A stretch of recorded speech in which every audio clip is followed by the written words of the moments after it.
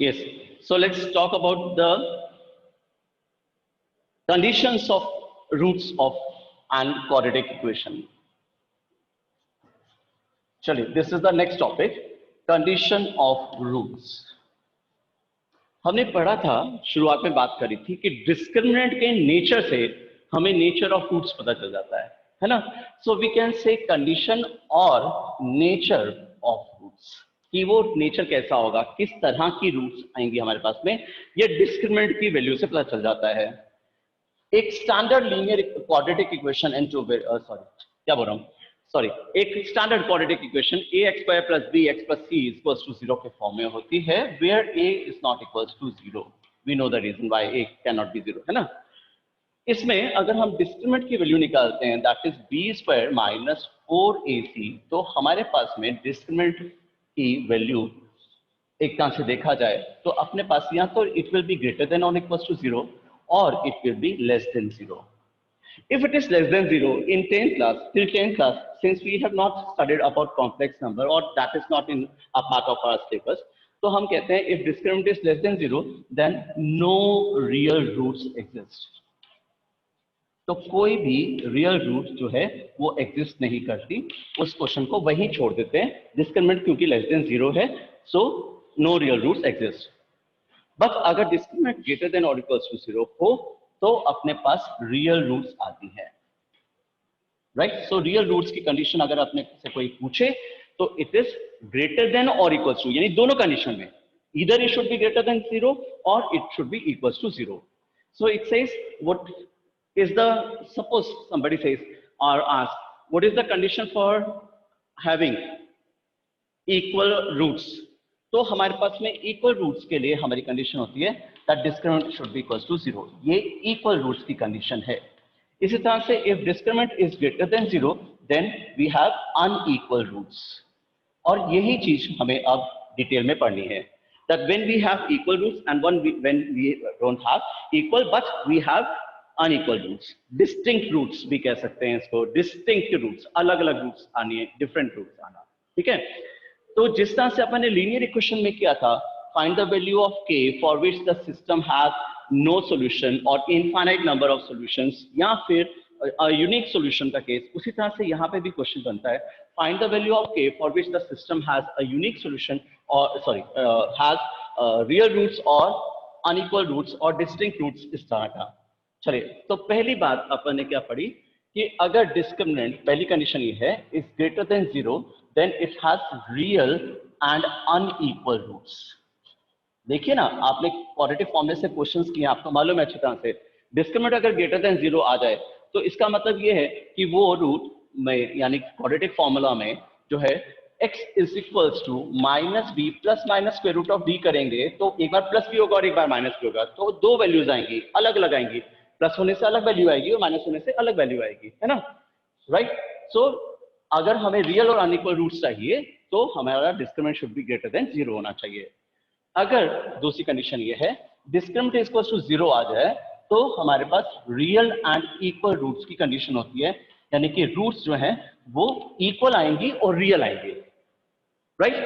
तीसरी कंडीशन ये है कि ये दोनों चीजें ना हो और डिस्क्रिमिनेंट जो है वो लेस देन 0 हो जाए, सो हम कहते हैं नो रियल रूट एग्जिस्ट. सो किसी भी उस इक्वेशन की कोई रियल रूट नहीं हो सकती when discriminant is less than 0, right.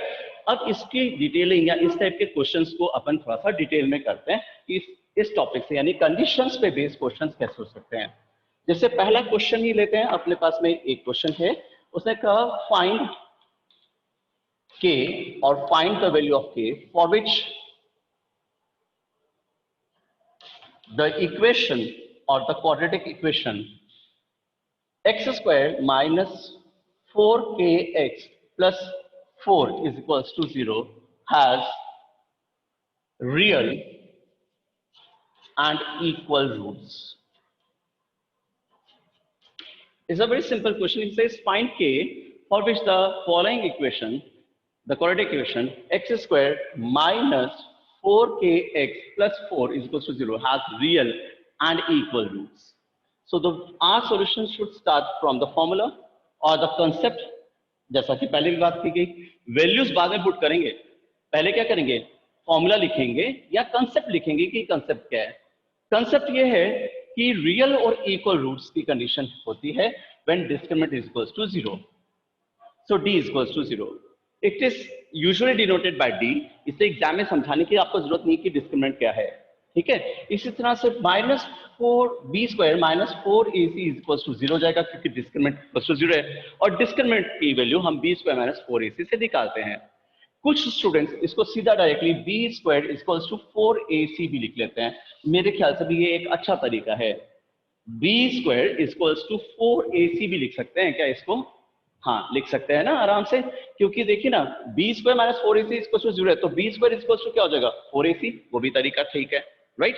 चलो b का स्क्वायर यानी कि हमारे क्वेश्चन के हिसाब से -4k का square minus 4 into 1 into 4 is equals to 0 as the question says.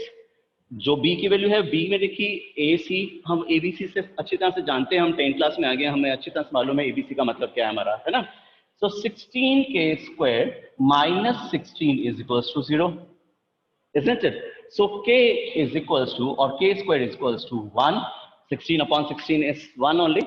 So k is equals to plus minus 1. दो वैल्यूज हैं k की, एक +1 और एक -1। चेक कीजिए, सही है ना। 16k square minus 16 is equals to 0.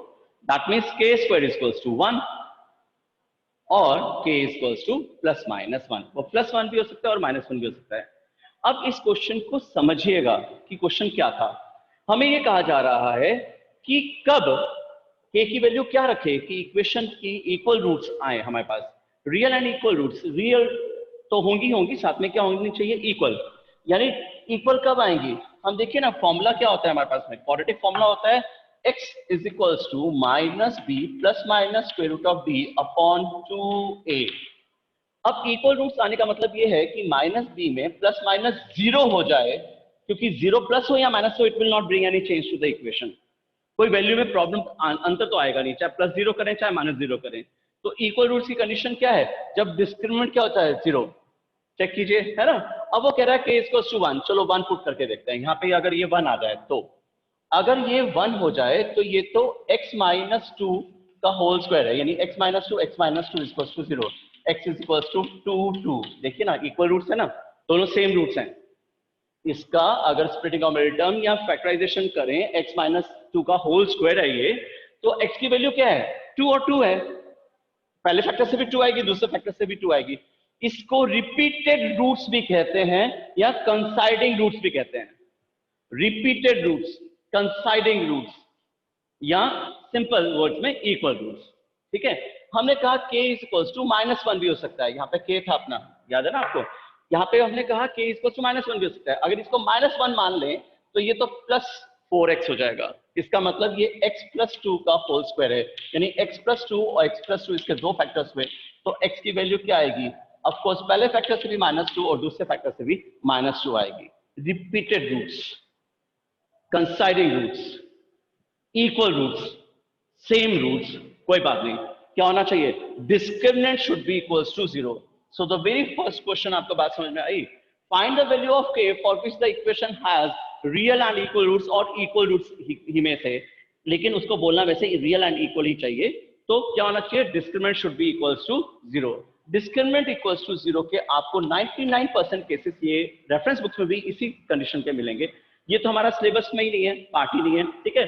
Inequality हमें पढ़ाई नहीं गई हुई होती, इसलिए ज्यादातर क्वेश्चंस इस पे बेस्ड नहीं होते, लेकिन फिर भी अपन इसको डिस्कस करेंगे। यहाँ पे ये तो हमारे सिलेबस में है ही नहीं, सिंपल सी बात है।